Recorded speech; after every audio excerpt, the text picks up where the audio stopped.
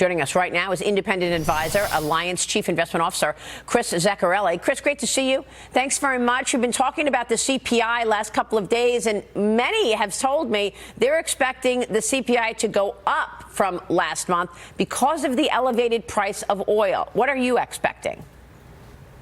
Yeah, I think that's a strong possibility. I mean, the headline number, that CPI number that has come down quite a bit, could pop up because of higher energy prices. However, we're really looking at the core number. I think the important thing to look at is, what will happen with the CPI core number coming out this morning at 8:30. I think the magic number is 4.8%. If it's 4.8% or higher, I think the market's going to be surprised, and that could be negative potentially for stocks and bond prices. However, if it's below 4.8%, then I think it's all systems go, and I think the market's going to continue to rally the way we've seen it rally over the last few months, because ultimately, as long as inflation is coming back down, the Fed is more likely to be on hold for the next meeting, and that's what markets are really expecting. Mark, jump in here, because this is also really informative for the Federal Reserve.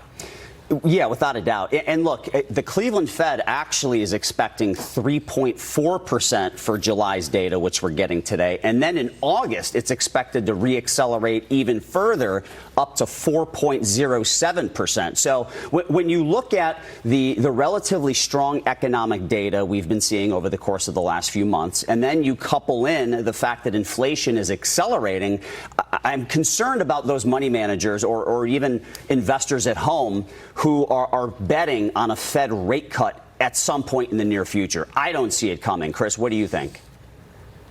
Yeah, I agree with you, Mark. I mean, I think, like you said, those headline numbers that you just referenced are likely to go higher. That's something the Fed's going to look at. As long as that core number is able to come back down, I think they can stay on hold. But you're absolutely right. I don't see any Fed cuts this year, and it may be a little while into next year before they even look at doing that. They're very focused on inflation, and even though inflation's coming back down, if that core number is in the fours, it's still way too high. They need to get that back to closer to 2%. So the idea that the Fed is going to cut anytime soon does seem very unlikely to us as well. How would you assess the earnings season? Disney reported a mixed quarter last night. This is the second quarter. The company reporting a 7.4% decline in subscribers for Disney Plus. The stock is up this morning, nonetheless, up 1.5%. One areas of growth was the parks business.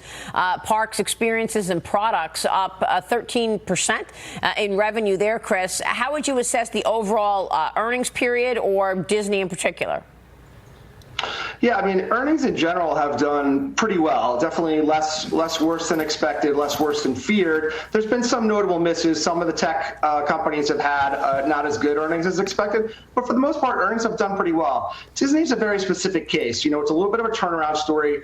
They've done well in the parks. They've lost some subscribers. We were watching the stock yesterday in the after-hours trading. It was trading back down when everyone saw the subscriber numbers were going lower. However, the stock turned around and was up in the after-hours, and it sounds like it's up this morning as well, I think because of price increases. If you look what they did with their streaming, they kept the ad-supported tiers unchanged, so those people who are very price sensitive are not going to see any changes, but they're going to be raising the price for Disney Plus, ESPN Plus, potentially Hulu Plus.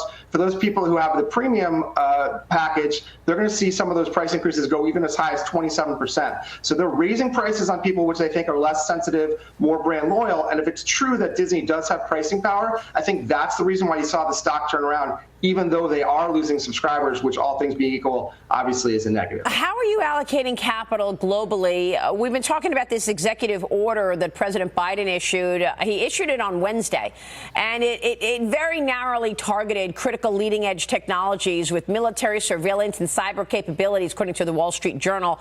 It's reordering the flow of American capital and expertise away from China, you would think, but he's been sitting on this executive order for some time. It's out. Chris, does it have teeth?